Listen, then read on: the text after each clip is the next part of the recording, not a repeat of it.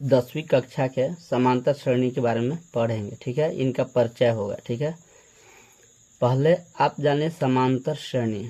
समांतर माने not equal to बराबर।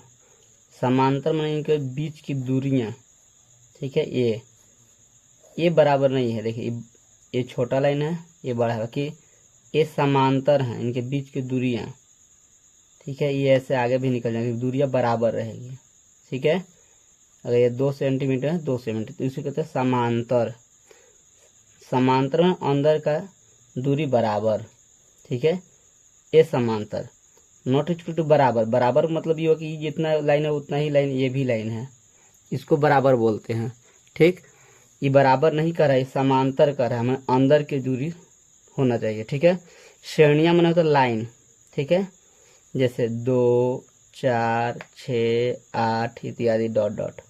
ठीक है, तो ये कहेंगे हमको समांतर श्रेणियां। ठीक है, समांतर क्यों कि यहाँ 2 के बाद 2 बढ़ गया, 4, 4 में 2 बढ़ा 6, 6 में 2 बढ़ा 8, तो ये समांतर बढ़ते चला। इसमें इसके बीच के 2 की गैप है, तो यहाँ 2 एक गैप है, यहाँ 2 एक गैप है, आगे भी 2 एक गैप होगा। इसको बोलते हैं समांतर श्रेणी। ठीक है, तो आज हम जानेंगे समांतर श्रेणी के बारे में। जैसे कि अब एपी। ठीक है, एपी का फॉर्मूला, एपी कहते हैं समांतर श्रेणी को। ठीक है, जिसमें कि हम बनाएंगे, देख लीजिएगा कि इस प्रकार ए माने प्रथम पद होता है, ए माने प्रथम पद। ठीक है, डी होता है सार्वंतर, सार्वंतर। ठीक, इसको डी से लिखते हैं। एन कहते हैं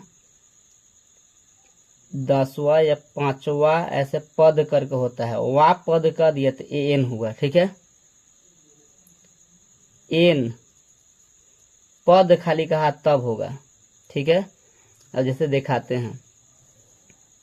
ठीक, सबसे पहले आप ई देखें कि 2, 4, 6, 8।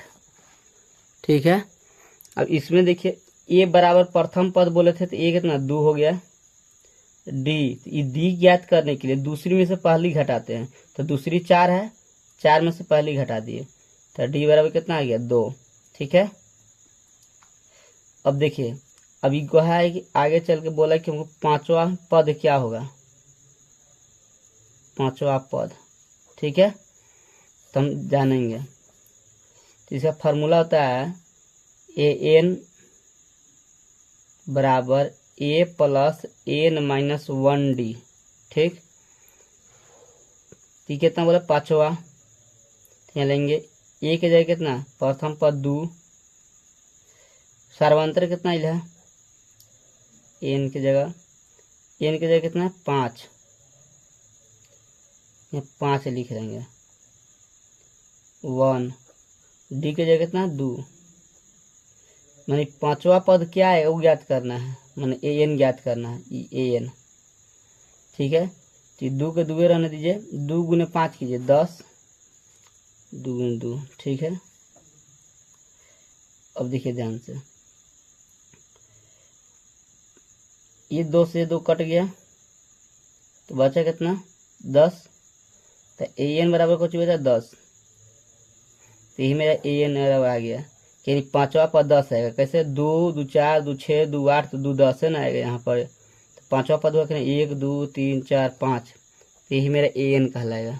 ठीक है, कोई डाउट, कोई दिक्कत हो तो बताइएगा। ठीक है, अभी उसी प्रकार देख लीजिए, अगर कोई आपसे कह दिया जाए कि इसका अगला पद निकालें। ठीक है, तो अगला पद बनाने के लिए हम पद ज्ञात करने के लिए